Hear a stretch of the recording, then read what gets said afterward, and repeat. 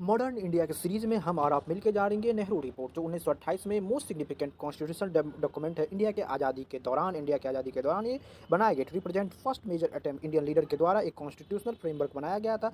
किस तरीके से सेल्फ गवर्नमेंट होगा बिना ब्रिटिश के इन्वॉल्वमेंट का, ये 1928 में पब्लिश किया था। रिपोर्ट वाजपेयी ये रिपोर्ट जवाहरलाल नेहरू के पिता मोतीलाल नेहरू के द्वारा एक लैंडमार्क इंडिया के कॉन्स्टिट्यूशन पॉलिटिकल डेवलपमेंट को बताता है। द बैकग्राउंड ऑफ नेहरू में रिपोर्ट जो साइमन कमीशन जो ब्रिटिश गवर्नमेंट के 1927 से लिया गया, since the commission did not include, इस कमीशन में जो ब्लैक में इंडियन मेंबर को नहीं लेकर लाया गया था। It facet whisper opposition across the India, इसी वजह से पूरे इंडिया से इसमें अपोजिशन लाया गया कि why Indian were not added in the making of the constitution of India. In the response of the British authority, इस रिस्पॉन्स में इंडियन अथॉरिटी को चैलेंज करने के लिए इंडियन अथॉरिटी ने बनाया Nehru report. Consecutive all party conference के दौरान मोतीलाल नेहरू ने इस एक ड्राफ्ट बनाया जो भारत के संविधान के बारे में था। The committee consist leading political figure, इसमें डिफरेंट रिलीजन कास्ट से एक लीडर को जोड़ा गया था और क्या होगा हमारे जब देश का विधान उसको लिखा गया था। The objective was the practical constitution के, किस तरीके से इंडिया के प्रैक्टिकल कॉन्स्टिट्यूशन की तरह इंडिया किस तरीके से अपने लिए गवर्नेंस को कल्टीवेट कर सकता है और ट्रू डेमोक्रेसी की राह पे बढ़ सकता है। एक्सटेंसिव बहुत ज़्यादा डिस्कशन होने के बाद ये रिपोर्ट 1928 में सबमिट किया था। Nehru report dominion status with in British Commonwealth के अंदर में ब्रिटिश डोमिनियन स्टेटस जिस तरीके से कनाडा और ऑस्ट्रेलिया के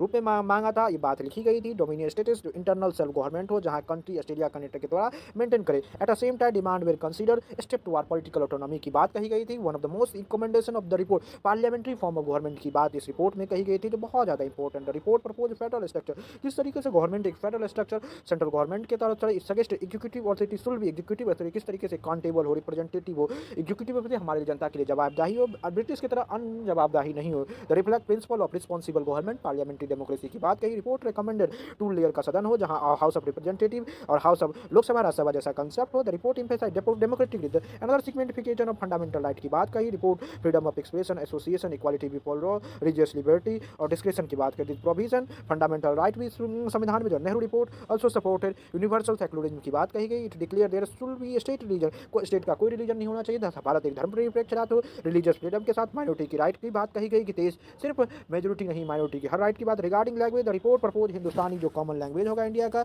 देवनागरी और पर्शियन स्क्रिप्ट में लिखा जाएगा। English will continue, English Bharat का सबसे अच्छा संविधान। One of the most controversial issue report जहां पे कॉमन रिप्रेजेंटेशन की रिपोर्ट रिजेक्टेड सेपरेट इलेक्टोरेट, जहां पे सेपरेट इलेक्टोरेट की बात नहीं कही गई। The committee believe separate electorate से बहुत ज़्यादा डिवीजन होगा, इसलिए रिजर्वेशन कहा गया था।